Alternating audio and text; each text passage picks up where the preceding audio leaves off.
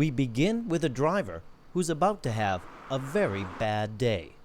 It starts off just like any other drop. The driver arrives at the customer's location to drop a container. At the location, this driver is busy scheduling his next series of pickups and drop-offs. He exits the cab to prepare to drop the container.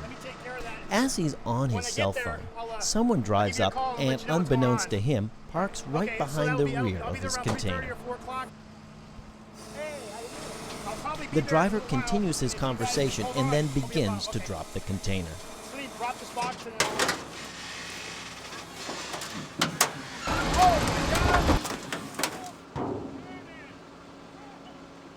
are you doing? Look at my car! I didn't see you parked there. I didn't even know. What do you want me to do?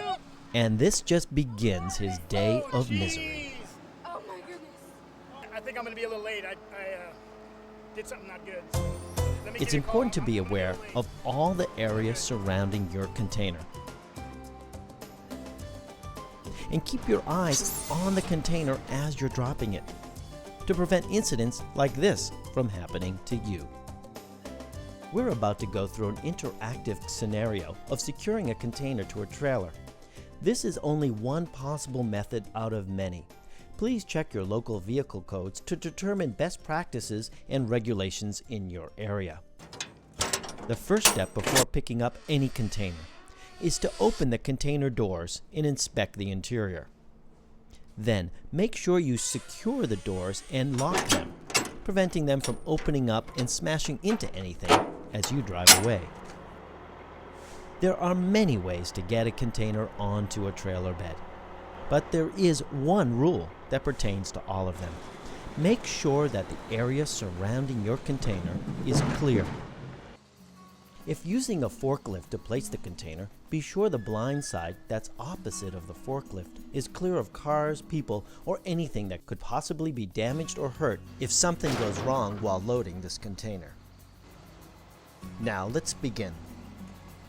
What should the driver do after the container is safely on the trailer bed? 1. Complete and sign all paperwork. 2. Tie down rear with chains. 3. Confirm that the container is flush with a forward chock stop.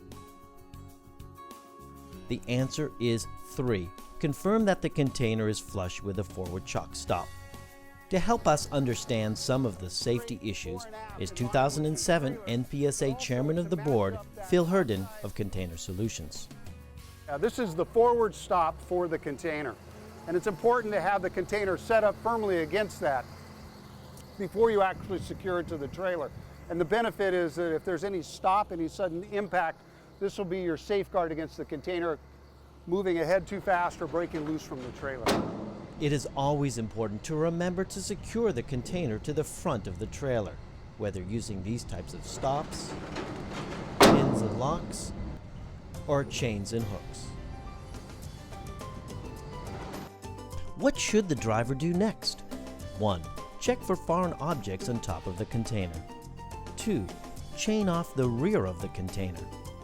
3. Strap the container to the trailer bed. The answer is 3. Strap the container to the trailer bed. Yeah, Steve's strapping this container down, and for a 40-footer, he'll put 3 straps on.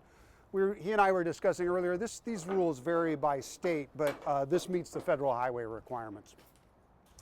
Steve's already secured the strap on the other side, and he'll use the winch on this side for all 3. You notice he puts a single twist that keeps the strap from actually flapping against the side of the container as he's going down the highway. Steve is securing the straps on these containers, and this container, and the first thing he's always sure of is to make sure the container is properly positioned, make sure that it's flat onto the trailer, tightens them all, and then go back and do a double check before he heads out. Double check is important because when he's tightening one strap, he may actually end up creating something that loosens another strap. So he's going to double check all the straps. What should you do next? 1. Drive away with the container. 2. Secure the rear of the container with chains. Or 3. Inspect the inside of the container. The answer is 2. secure the rear of the container with chains. You answered correctly if you said the next step is to chain down the container. Steve?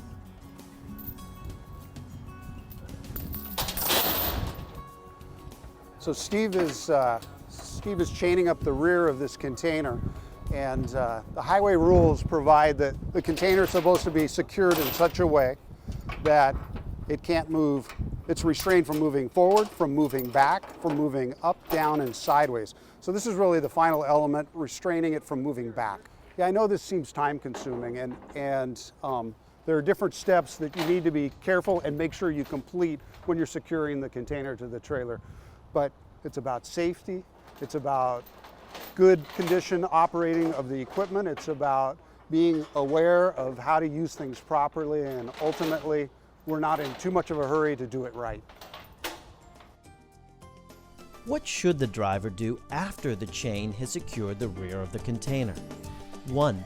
Call ahead to recheck destination of this container. 2. Secure the rear chains with a binder. Or 3. Tie the doors together with rope.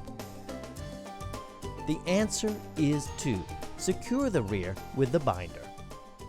So Steve secured the chain at each end on both sides of the rail and through the chock back here, and now he's going to go ahead and put the binder on, and that's going to actually tighten both sides so they're secure, so that these corner castings are secure to the trailer.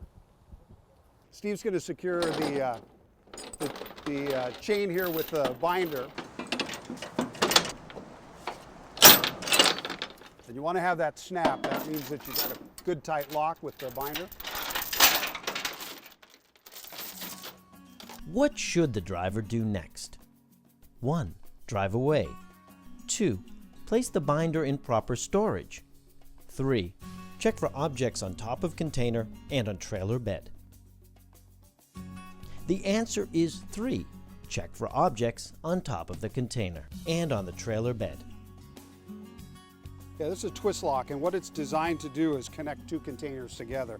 Normally used on a ship, and it's not unusual to find one of these on a container roof, left there by the terminal or left by a yard that might use them for stacking. The other one is it's not unusual for someone to set it, like right here on a truck, and for a driver not to see it. This thing can be a missile through somebody's windshield. So now the container is secure on the trailer. Interesting, you'll also need to use your mind. I recall a situation where a container door wasn't latched. The driver pulled forward, the door swung open, actually hit someone from behind.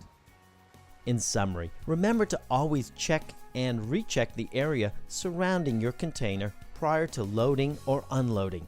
Make sure you've inspected the container and make sure the doors are closed. We know that your approach and that of your company may vary from the sequence we just showed you. But the point is to always keep the safety of you and others in mind when loading and unloading containers. And we at the NPSA hope that this short exercise helped to remind you to check and recheck when loading a container onto the trailer. If you have any questions, please contact your NPSA member for more information.